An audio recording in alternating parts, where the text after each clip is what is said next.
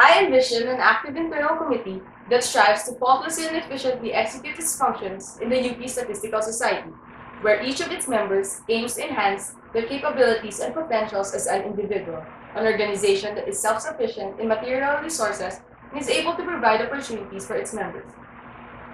For these to transpire, I came up with plans to be executed for the next academic school year.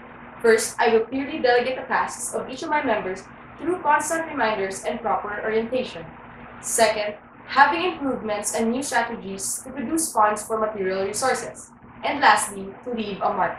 Documented materials will be compiled through event records, flash drives, Google Drives, and the like. But these are just some of the improvements you must await. So why vote for me? I have been an active member of the organization. I have joined a lot of ad hoc teams and have received various awards.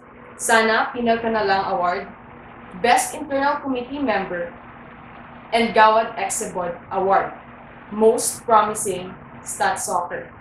So vote for me for a better we.